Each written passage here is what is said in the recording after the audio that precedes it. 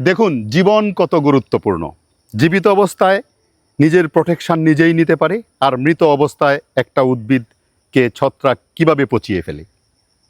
আপনারা দেখতে পাচ্ছেন আমার পিছনে গাছের কাণ্ড ভেতর থেকে নরম, গুঁড়া হয়ে গেছে আর ছিদ্রযুক্ত হয়ে গেছে। এটা আসলে ছত্রাকের ডিকম্পোজিশন এর একটা ক্লাসিক উদাহরণ। অর্থাৎ এটা ছত্রাকের ডিকম্পোজিশনের একটা ক্লাসিক উদাহরণ। এই যে দেখেন, এখানে ছত্রাকটি জন্মে আছে।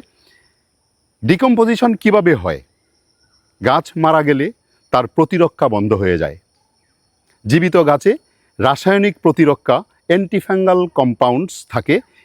গাছ মারা গেলে এগুলো কাজ করা বন্ধ করে দেয়। তখন ছত্রাক সহজেই গাছে প্রবেশ করে যায়। ছত্রাক ঢুকে গাছকে খাওয়া শুরু করে। আসলে কি গাছকে ছত্রাক খেতে পারে? ছত্রাক কাঠের ভিতর ঢুকে তার এনজাইম ব্যবহার করে এবং গাছের প্রধান উপাদান সেলুলোজ, লিগনিনকে ভেঙে দেয়। এই দুইটাই গাছকে শক্ত রাখে। ছত্রাক তার এনজাইম দিয়ে কাঠ গলিয়ে ফেলে, কাঠকে ভেঙে ফেলে। যেমন ছত্রাক তার বিশেষ এনজাইম সেলুলোজ দিয়ে গাছের সেলুলোজ ভাঙে এবং লিগনিনেজ দিয়ে লিগনিনকে ভেঙে দেয়। ছত্রাকের লিগনিনেজ গাছের লিগনিনকে ভেঙে দেয়, ফলে কাঠের শক্ত কাঠামো ভেঙে যায়। কাঠ নরম হয়ে যায়, স্পঞ্জের মতো হয়ে যায় বা গুঁড়া হয়ে যায়। তাহলে এই যে গাছের কাণ্ডে আপনারা গর্ত দেখতে পাচ্ছেন, অনেক গর্ত, এই যে দেখেন গর্ত, এই যে দেখেন গর্ত, অনেক গর্ত দেখতে পাচ্ছেন। এই গর্তগুলি কেন হয়? এই যে দেখতে পাচ্ছেন গর্তগুলি, এগুলা ছত্রাকের বৃদ্ধি এবং উই প্রকার যৌথ কার্যক্রম। ছত্রাক কাঠ নরম করে ফেলে, তারপর পোকামাকড় সহজে খেয়ে ফেলতে পারে।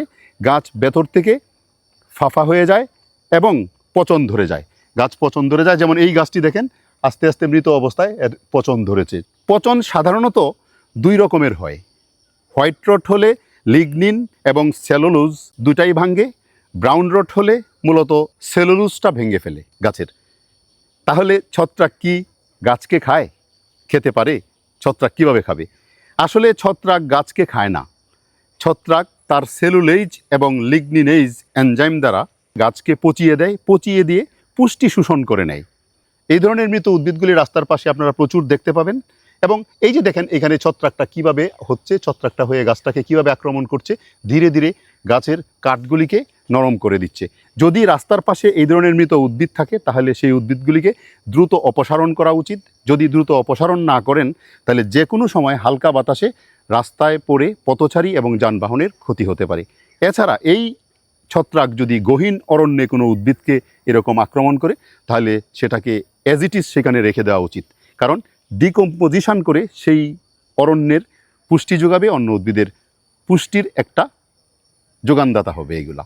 সো দ্যাট আমরা নিশ্চয়ই বুঝতে পারলাম জীবন আসলে কতটা গুরুত্বপূর্ণ। যতক্ষণ উদ্ভিদটার জীবন ছিল, ততক্ষণ সে নিজের প্রোটেকশান নিজে দিয়েছে, ছত্রাককে তার কাছে আসতে দেয়নি। কিন্তু যখন তার জীবন চলে গেছে, সে মৃত, ছত্রাক তার কাছে এসেছে, এসে ছত্রাকের এনজাইম দিয়ে তার কাঠগুলিকে পচিয়ে দিয়েছে। পচিয়ে দিয়ে ছত্রাক সেখান থেকে পুষ্টি আহরণ করছে এবং গহীন অরণ্যে অন্য উদ্ভিদের পুষ্টির ব্যবস্থা করে দিচ্ছে। অর্থাৎ গাছটাকে ডিকম্পোজিশন করে দিচ্ছে, মাটিতে মিশিয়ে দিচ্ছে।